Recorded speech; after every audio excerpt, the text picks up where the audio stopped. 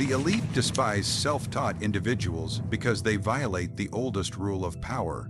Control must flow from the top. The powerful invest enormous energy into creating systems where knowledge is filtered, structured, and delivered in a controlled environment. Schools, academies, certifications, and institutions are not just places to learn. They are mechanisms to shape the mind, condition loyalty, and create predictable behavior. A person who bypasses these pathways threatens the very design that maintains the elite's influence. When someone teaches themselves, they prove that the structure is not a necessity but a prison for those who cannot imagine learning without guidance. The elite cannot tolerate minds that free themselves because free minds inspire others to question the legitimacy of authority itself. Control is easiest where dependence exists. A student trained within a system becomes attached to it, believes in it, and respects the hierarchy that governs it. They look up to their mentors, institutions, and the big names above them. This embedded dependence creates a chain of influence that runs straight to the top. But a self-taught individual owes no gratitude to professors, no loyalty to mentors, and no debt to institutions. Their achievement is self-created, self-defined, and self-owned. The elite fear such people because they cannot be manipulated through guilt, shame, or indebtedness. They did not climb anyone's ladder, they built their own. They did not ask for permission. They took the knowledge that others guarded and mastered it on their own terms. This kind of independence creates a psychological force that challenges the hierarchy simply by existing. The elite rely on predictability to maintain their positions. They want minds that move in straight lines, not minds that wander into forbidden territories. Trained individuals learn the same concepts, absorb the same values, and adopt the same limitations. They become reliable components of a larger machine. But self-taught individuals are born outside the machine. They explore knowledge through curiosity rather than curriculum. They experiment, fail, rebuild, and reinterpret ideas in unconventional ways. Such a person becomes dangerous not because they oppose the system, but because they outperform it. Their unpredictability forces the elite to confront a truth they hate. Genius does not require their approval. Innovation does not belong exclusively to them. Power over knowledge becomes weaker when outsiders master it without guidance. Another reason the elite resent the self-taught is the threat they pose to elitist narratives. The powerful love to say that success requires a specific path, a specific institution, a specific authority. This myth strengthens their gatekeeping. They convince society that climbing the hierarchy is the only way to reach the top. But when a self-taught individual emerges with excellence that rivals or surpasses those who followed the approved path, the narrative collapses. People begin to question why they should spend years seeking permission instead of taking the direct route through discipline and intelligence. The elite cannot afford such questions. They need the masses to believe that the system is sacred, that credentials reflect intelligence, and that only the chosen deserve success. A self-taught mind destroys this illusion merely by existing. The fear grows deeper when the self-taught rise in fields where knowledge is closely guarded. When someone learns business strategy without business school, psychology without a formal degree, technology without certification, or art without institutional training, they demonstrate a horrifying possibility to the elite. They are not necessary. Their institutions lose prestige, their exclusivity loses value, and their authority weakens. The self-taught prove that power can be built outside the empire the elites designed to protect themselves. The elite loathe this because they built their influence on the idea that their world is inaccessible without their guidance. The self-taught shatter that illusion and show that access was never the problem, belief was. Another element that terrifies the elite is the mindset of a self-taught individual. People raised in systems often fear failure because they are conditioned to follow instructions. But self-taught individuals begin with failure as their teacher. They learn through repetition, through experimentation, through mistakes. This creates resilience that institutional training cannot replicate. Such a person becomes mentally harder to break, harder to intimidate, and harder to manipulate. The elite prefer individuals whose confidence depends on external validation. A self-taught person builds internal validation. This means their confidence cannot be revoked, criticized, or taken away, because it is rooted in personal experience rather than institutional praise. The elite depend on power over perception. They want society to see them as the highest authority in knowledge. But when a self-taught individual rises, society sees someone who gained mastery without influence, without privilege, and without access to elite resources. This threatens the illusion that the elite hold their positions due to superior intelligence. Many of them hold power simply because they inherited it, bought it, or protected it with alliances. The self-taught expose their fragility. They show that greatness can emerge from the margins, far away from structured power. The elite hate this exposure because nothing is more dangerous to a ruler than a narrative that challenges the legitimacy of their throne. The elite despise self-taught individuals because they break the silent agreement that keeps power in the hands of the privileged. Society is engineered around rules. Rules the elite create, enforce, and manipulate to maintain their status. These rules dictate who is allowed to succeed, who must wait for approval, and who is forced to prove themselves endlessly. But a self-taught person does not need these rules. They reach the same knowledge, mastery, and authority without passing through the gates the elite guard so carefully. This is why they are feared. A system exists to maintain the illusion that power is earned through official channels. Yet a self-taught individual becomes living proof that those channels are unnecessary. They bypass the ritual and still gain the reward, and this is an insult the elite cannot tolerate. The rules of power are designed to protect the hierarchy.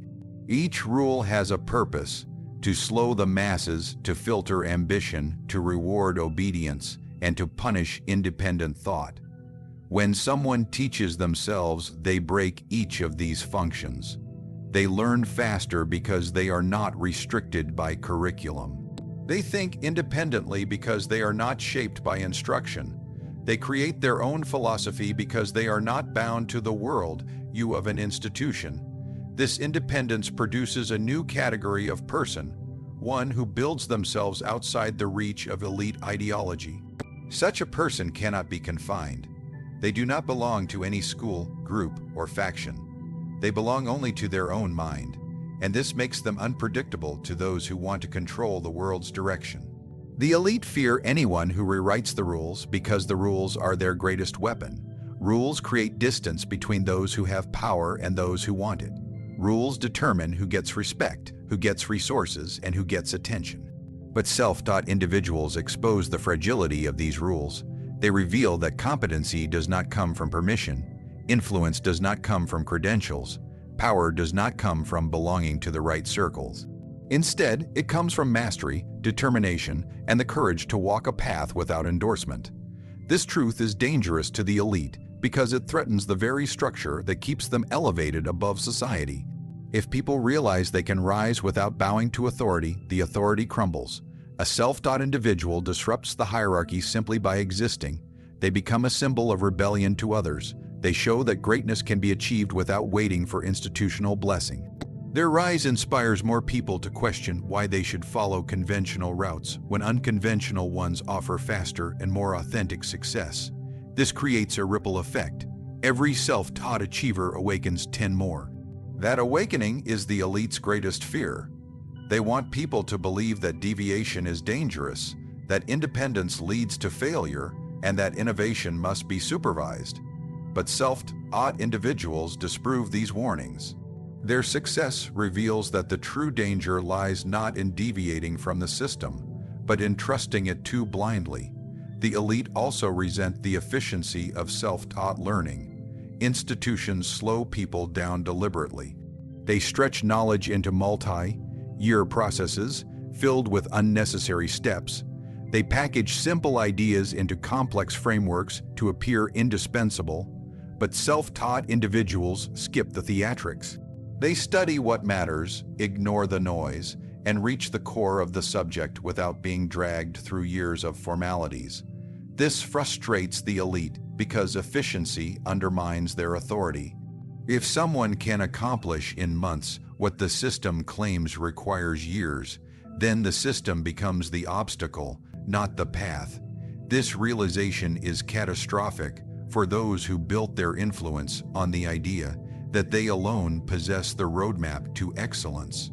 When a self-taught person enters a field, they often bring a mindset untouched by conformity. They are not conditioned to think within the boundaries set by the elite. They bring new perspectives, new methods, and new solutions. This originality threatens the stability of established power, because innovation is a force that does not respect hierarchy. A self-taught individual introduces ideas that challenge the dominance of those who built their careers on following tradition. Tradition is a shield for the elite. Innovation is a sword that pierces that shield. The self-taught carry that sword naturally, not because they desire conflict, but because their thinking has never been confined to narrow corridors of permission. Another reason the elite dislike self-taught individuals is the embarrassment they cause. When someone who never attended elite institutions surpasses those who did, the entire system looks fraudulent. The elite lose face. Their prestige becomes questionable. Their exclusivity seems less valuable. They have spent decades convincing society that their achievements are the product of superior intellect and magnificent training. But when a self-taught person achieves more with fewer resources, it reveals a truth the elite desperately try to hide. They are not inherently superior. They simply had access, and access is not the same as intelligence, skill, or vision. The self-taught prove that true greatness is born internally, not granted externally, and this realization weakens the elite's psychological grip on society. The ultimate threat posed by the self-taught lies in their ability to rewrite the definition of power itself. Power is not inherited, it is constructed. Power is not granted, it is taken. Power is not maintained through rules, it is maintained through the belief in those rules. When a self-taught individual succeeds, they alter that belief. They show that the rules were optional. They reveal that the hierarchy was artificially imposed. They demonstrate that the path to power is far broader than the elite want society to know. By redefining the meaning of achievement, they redefine the meaning of power itself, and the elite hate them because nothing is more frightening to a ruler than someone who teaches the masses that they never needed permission in the first place. The elite despise self-taught individuals because they rise in ways the hierarchy cannot predict, measure, or contain. Every established system is built on layers, titles, ranks, degrees, permissions, and carefully structured pathways meant to determine who gets to rise and how quickly. These layers act like fences designed to slow down ambition and keep people in their designated positions. But self-taught people do not climb the hierarchy, they ignore it. They bypass every step that was supposed to control their ascent. Their rise exposes a painful truth. The ladder is only necessary for those who believe in it. When someone proves that the ladder can be skipped entirely, the elite lose one of their greatest tools of dominance. Hierarchies give the elite comfort. They know where everyone stands. They know who is above whom, who deserves respect, and who must earn it through years of submission. But self-taught individuals disrupt this order. They rise with no title, no formal status, no institutional endorsement, yet they possess skills and insight equal to or greater than those comfortably seated at the top. This terrifies the elite because hierarchy is the backbone of their power. Without it, they cannot justify why they sit above others. Without it, they cannot enforce obedience. When someone rises without following the established structure, they challenge not just individuals, but the system itself. The self-taught are dangerous because they refuse to accept the social cues that hierarchy uses to keep people small. They do not bow to titles. They do not shrink before authority, and they do not treat institutional credentials as sacred. Their confidence is built from internal struggle, not external approval. They have spent years learning, failing, experimenting, and rebuilding alone. This kind of confidence cannot be shaken by someone waving a position or a diploma. The elite hate this unshakable presence because it removes their favorite weapon, intimidation. A hierarchy can only function if people accept their place within it. But self-taught individuals have no assigned place. They carved their own, and a person who creates their own path cannot be forced back into line because they never walked in the line to begin with. Hierarchy also thrives on comparison. It convinces people that their worth is determined by where they stand relative to others. But the self-taught do not care about these comparisons. They measure themselves by their competence, their growth, and their discipline. This makes them immune to the psychological traps the elite use to maintain control. Prestige, status, and social ranking lose their influence over someone who has achieved everything without them. The elite cannot manipulate a person who is unimpressed by their symbols of superiority. A hierarchy loses power when people stop worshiping the top. When the self-taught rise, they become living proof that the top is just an illusion created to keep people from realizing their own potential. The self-taught make hierarchy tremble because they inspire others to break free. When an outsider succeeds, they become a reflection of what is possible. Others begin to question why they should wait for permission. They start to see the cracks in the system. They start to wonder why the elite deserve their authority when someone who never stepped inside their institutions can outperform them. This awakening is fatal to hierarchical control. The elite need the masses to believe that rules matter, that ranks matter, that only the chosen deserve to rise. When the self-taught break these illusions, they open the door for others to challenge the hierarchy as well.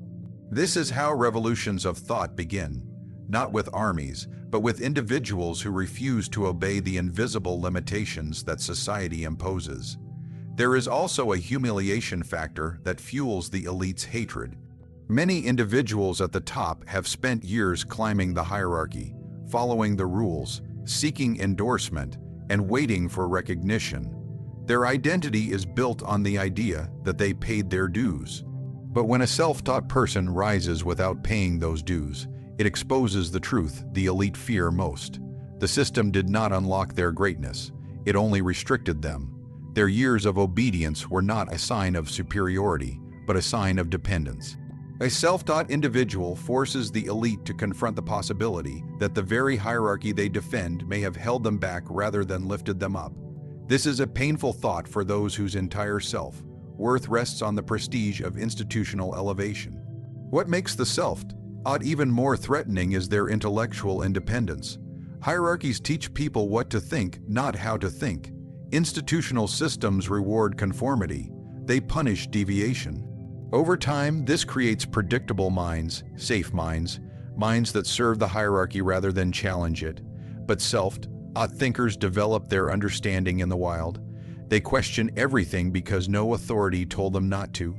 They connect ideas that institutions keep separate. They innovate because they were never trained to fear mistakes. This originality disrupts the elite's narrative that innovation is born in prestigious halls. Instead, it shows that creativity emerges wherever freedom exists. The elite cannot tolerate this because it shifts the source of intellectual power from institutions to individuals. The final reason hierarchies fear the self-taught is simple: they cannot be contained. Systems can manage students, employees, followers, and loyalists, but they cannot manage someone who built their own identity, their own philosophy, and their own direction. The self-taught do not seek approval from the top. They build from within. They do not climb toward a seat at the elite's table. They create their own table. And nothing threatens a hierarchy more than an individual who proves that its structure is optional, its authority is fragile, and its power is merely a story. People agree to believe the elite fear self-taught individuals because they cannot anticipate their actions, their thoughts, or their next moves. Power is built on predictability. The more you can forecast someone's behavior, the easier it is to control them, manipulate them, and use them as a tool for your own advantage. Systems, institutions, and hierarchies thrive on this principle. They mold individuals to fit within a pattern, reward conformity, and punish deviation. But self-taught people are unshaped by these patterns. They move according to their own logic, governed by curiosity, strategy, and personal experience rather than by rules imposed from above. This unpredictability terrifies the elite because it undermines one of their most fundamental tactics, control through expectation. The self-taught are dangerous precisely because they are unconstrained. They do not follow prescribed steps, and they do not adhere to timelines that the elite consider sacred. While others are taught to wait, to obey, to conform, and to proceed in orderly fashion, self-taught individuals leap, experiment, and improvise. They create solutions where no solution exists, bypassing the slow, deliberate structures that govern those who are trained within systems. Their independence produces outcomes the elite cannot anticipate, and when outcomes cannot be predicted, influence cannot be exerted. Every decision becomes a calculated risk for those who prefer certainty. The elite hate the self-taught because they cannot place them into neat categories or control them through fear, reward, or societal expectation. The unpredictability of self-taught individuals is amplified by their mastery of observation and adaptation. Since they do not rely on the guidance of teachers or mentors, they develop a heightened awareness of patterns, weaknesses, and opportunities. They learn to observe without relying on filters imposed by authority. This allows them to move in ways that appear sudden or even audacious to the establishment, yet are entirely calculated within their own framework. The elite are unsettled by this because it defies their conventional methods of influence. They cannot intimidate someone whose decisions are guided by self-derived logic. They cannot anticipate strategy when that strategy emerges from independent reasoning rather than preconditioned doctrine. Another reason the elite fear self-taught minds is their capacity for innovation. Systems rely on repetition. Predictable processes create the illusion of stability, which the elite exploit to maintain hierarchy. But self-taught individuals are inherently experimental. They break down problems, reconstruct concepts, and forge paths unseen. They are not beholden to precedent or tradition, which makes them both formidable and frightening. The elite cannot prepare for creativity that emerges from freedom because it is neither linear nor constrained. Innovation that comes without permission threatens the authority of those who claim expertise through rank, title, or credential. A self-taught person proves that intelligence and skill do not require endorsement, and that progress can happen outside institutional control. Furthermore, self-taught individuals cannot be boxed into social expectations. Hierarchies and elites rely heavily on human predictability. They expect loyalty, compliance, and deference in exchange for recognition, position, or reward. But self-taught individuals do not operate on such transactional terms. They pursue mastery for themselves, not for validation. They seek influence not through approval but through competence. This independence means that attempts to manipulate, deceive, or intimidate them are far less effective. The elite are constantly surprised by how self-taught individuals react under pressure, exploit opportunities, and make choices that defy expectation. Predictability is the elite's ally, and self-taught people exist as a constant disruption to that ally. The elite also fear self-taught individuals because their unpredictability inspires others. Systems rely not just on controlling the individual, but on controlling perception. If everyone believes that success requires permission and hierarchy, then obedience is reinforced. But when a self-taught person thrives unpredictably, they become a living proof that rules can be bent, boundaries ignored, and outcomes achieved outside the prescribed channels. Observers start questioning the necessity of hierarchy and the value of control. Self-taught individuals not only break rules themselves, but also embolden others to do the same. The elite hate this ripple effect because influence spreads more through examples than through decrees, and unpredictable examples are impossible to suppress. Finally, the self-taught cannot be intimidated by expectations because they define their own standards. They do not measure themselves by society's metrics or by what the elite dictate. Success, mastery, and power are internal benchmarks, cultivated through observation, experience, and discipline. This renders traditional methods of control ineffective. Authority cannot bend them, rules cannot bind them, and societal pressure cannot contain them. The elite recognize this independence as a threat to every system they have built. Unpredictable people cannot be predicted, controlled, or confined, and power that cannot control its subjects begins to crumble under its own illusion of supremacy. The truth is undeniable. Self-taught individuals are a threat to every structure the elite cling to. They cannot be controlled. They redefine the rules of power. They break hierarchies, and they operate beyond prediction. Every system, every institution, every carefully constructed ladder of influence is challenged by their existence. They rise without permission, achieve without validation, and think without boundaries. Their independence exposes the fragility of authority. Their competence shames the gatekeepers, and their success undermines the illusions of legitimacy the elite have spent centuries creating. The fear of the elite is not born from envy alone. It is born from the recognition that the world does not need them as it once did. In every act of learning, every calculated risk, and every unconventional victory, self-taught individuals remind the powerful that influence can never be absolute, that control is never guaranteed, and that true mastery belongs to those who dare to claim it for themselves. The self-taught are not merely participants in the game of power. They are the ones who rewrite it, and in doing so, they remind everyone that freedom, intelligence, and ambition will always remain forces beyond the elite's command.